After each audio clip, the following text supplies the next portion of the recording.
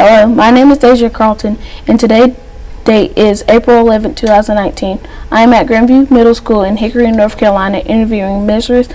Elizabeth Johnson about her military experiences in World War II. Thank you for joining us today.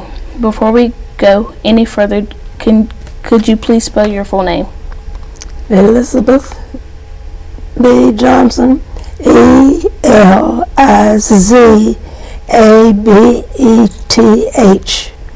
Johnson, Johnsson.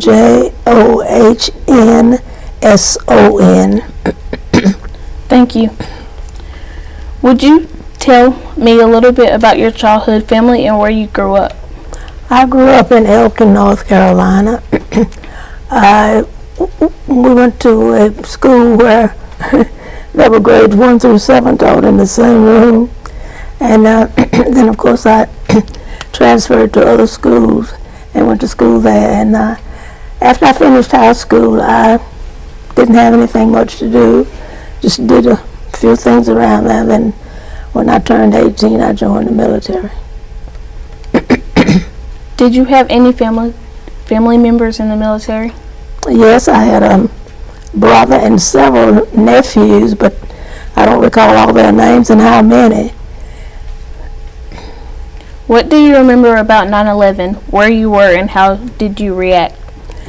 Well, the town was small.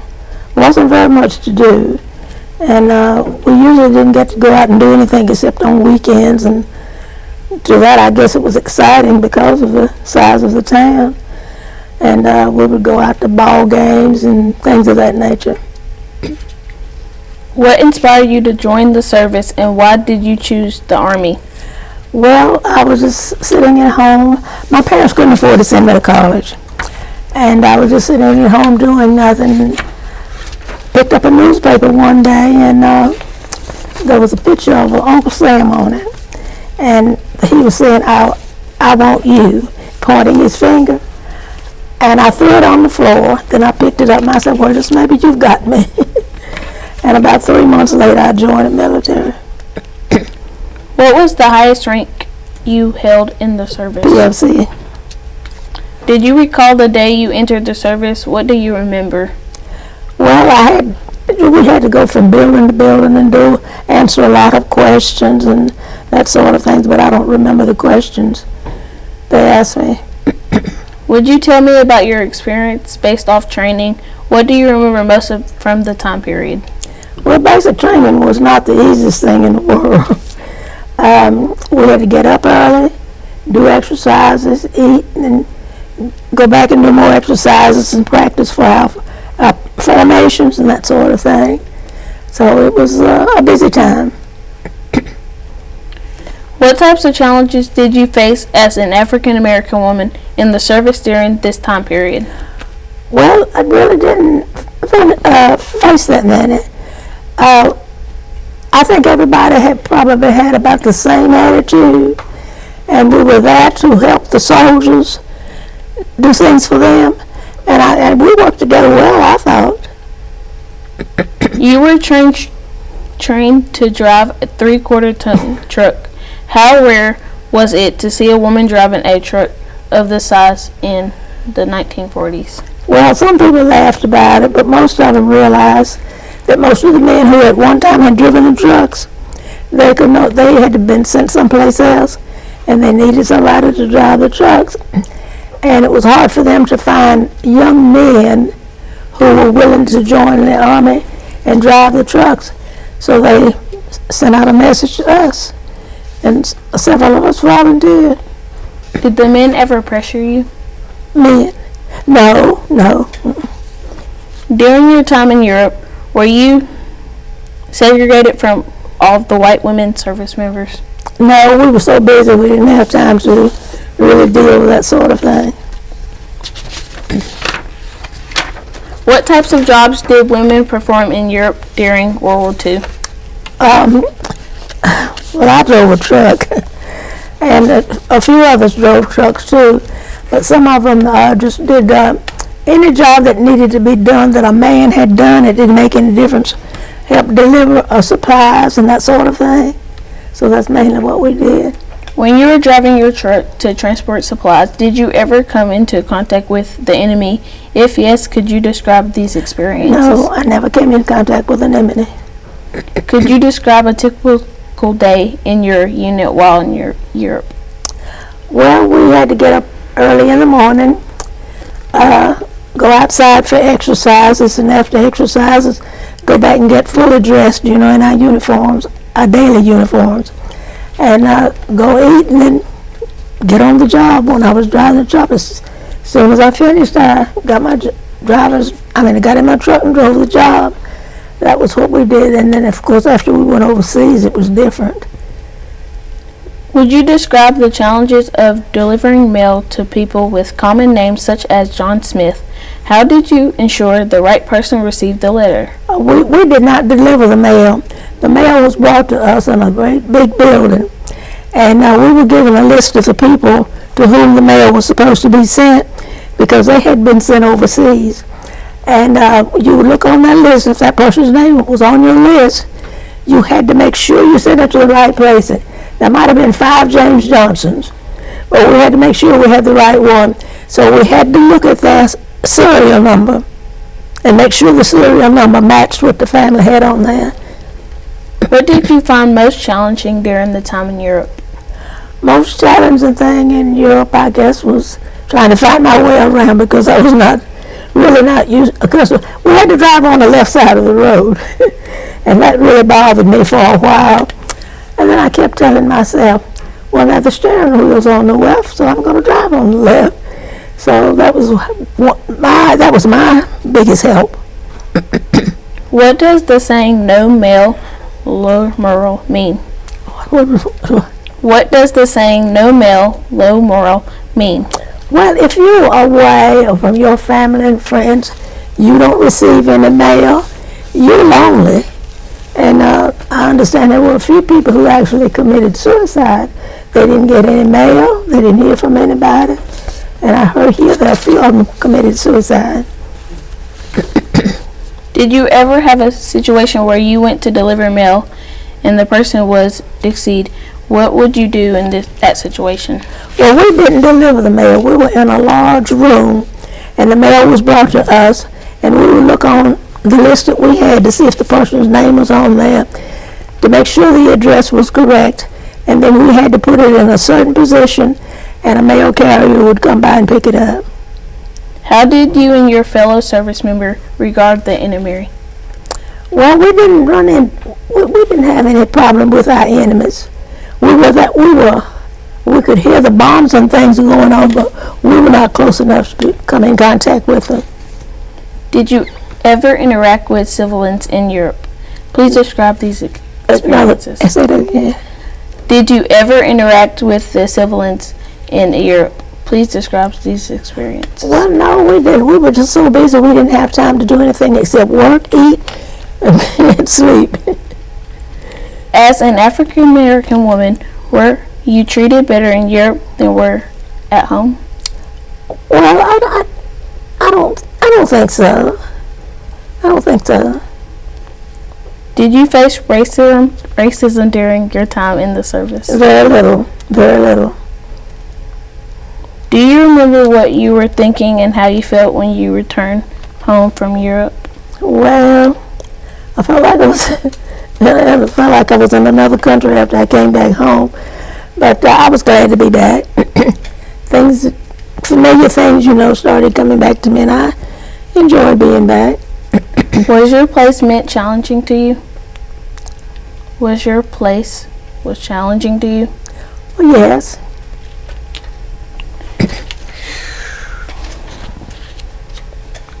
Why do you think there was little racism in the military but not at home? Well, all those soldiers needed help. And we went in saying that we were going to help them, so we couldn't afford to be racist. If you wanted to help them, you helped everybody. How did you feel knowing you were returning to America where African Americans were treated as second-class citizens, but you had been fighting for other people's freedom? Well, it didn't bother me really. When I returned home, I decided to go back to school, which I did, and it just didn't bother me. After the discharge, you went to college to be a teacher. Did you use the GI Bill to pay for college? Yes. Was it rare for African American women to attend college during that time period? Was it what? Rare for African American women. Well, where I went to school? I went to school in Winston-Salem, North Carolina. In your opinion, what is the mean to the service honorably? Were they honorable? Yes, very. What advice would you give to anyone thinking about joining the services, especially young African American women? I would tell them just ask yourself a lot of questions. Do I really want to do this for the right reason? And if you were just going in it just to say you'd been in the military, that wasn't a good idea.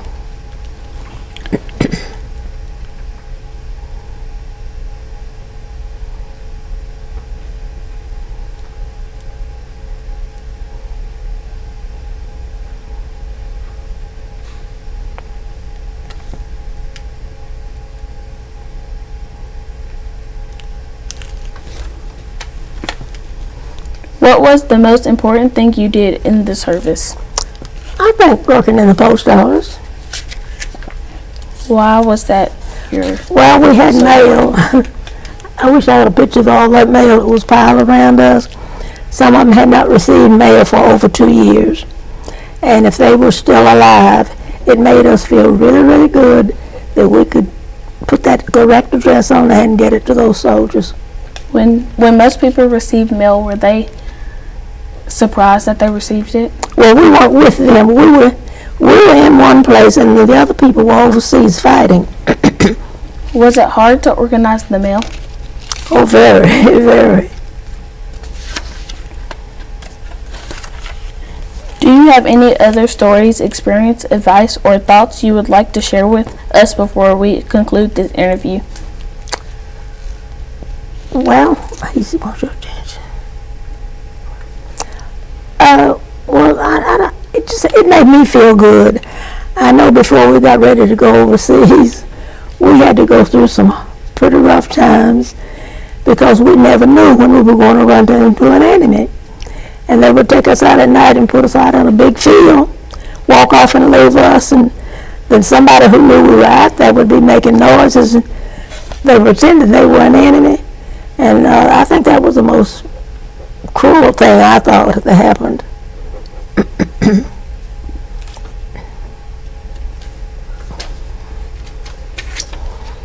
Can you describe any fears you had during the time?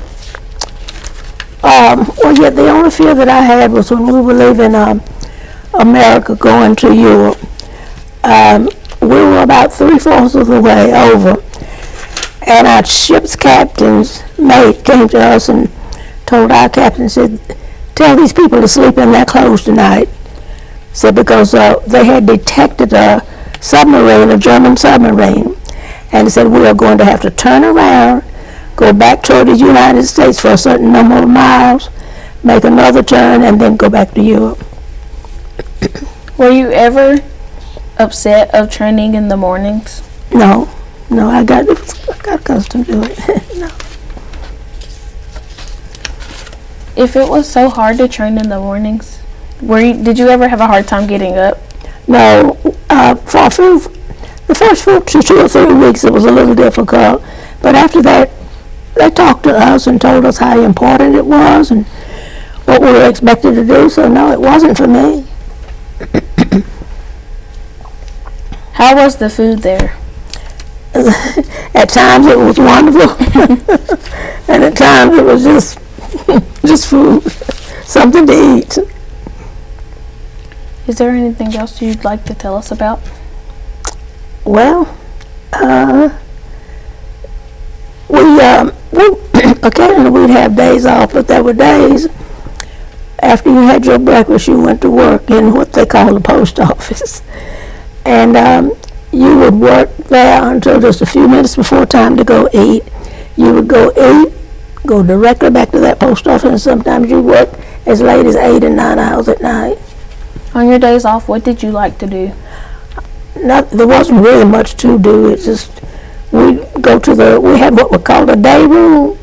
We would go there and play games and listen to music and that sort of thing. Do you remember some of the games y'all played? Ooh, no, I'm sorry, I don't. It's okay.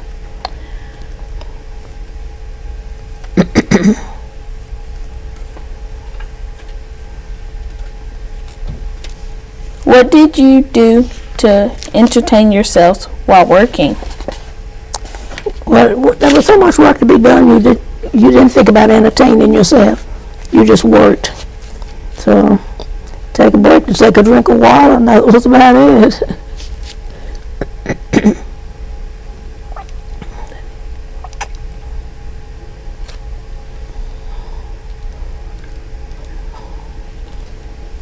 Is there anything else?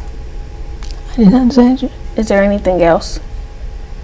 Well, just no, we just worked long hours, and well, one thing about it that really bothered me at first, we could actually hear the bombs falling, and we had lights that hung from the ceiling, and sometimes those bombs would be so loud, those lights would swing, and that kind of frightened me at first, but after a while I got used to it.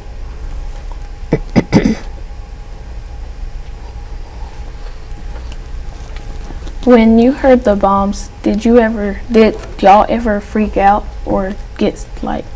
Well, no, we felt sorry for the people there. They were a goodness. They were miles and miles away, but we knew that somebody was being injured or killed. We didn't, but we knew that they weren't close enough to hurt us.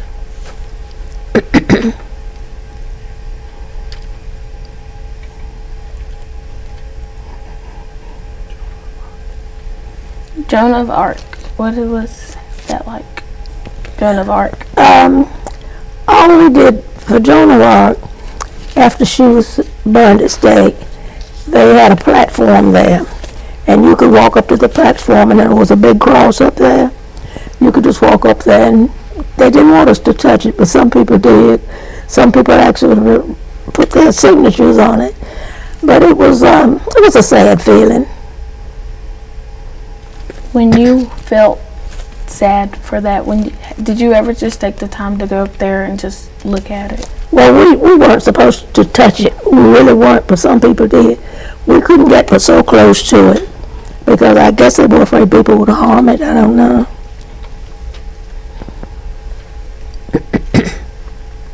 What ship did you travel home on? The Queen Mary.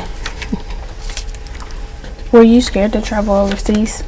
No, but with all the other people with me, no, there were no fears. How long did it take to get back? It took us 12 days to go over. The reason, we were more than half the way over. And our ship's captain came to us and said, his mate came to us and said that we're going to have to turn around and go back toward the United States. And we did not know why until about an hour later. They said the ship's captain had detected a German submarine in the water, and if we had kept the route that we had, we could have been bombed. So we turned and came back toward the United States for about 12 hours, made another turn, and went to England. What did they do on the ship? I don't know which question. What did they do on the ship? Well, there wasn't much for us to do. There were no games or anything like that to play, so mainly you read a book or just played some little games.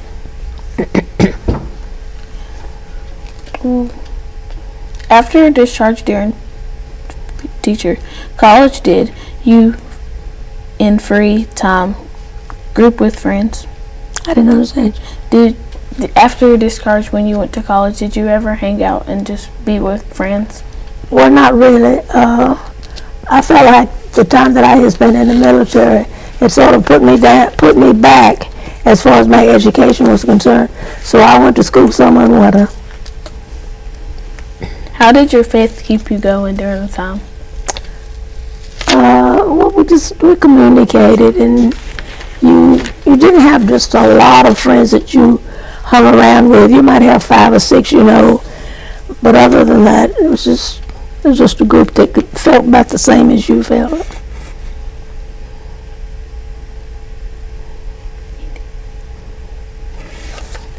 Thank you for taking the time to talk with us today. Thank you. I'm glad I could.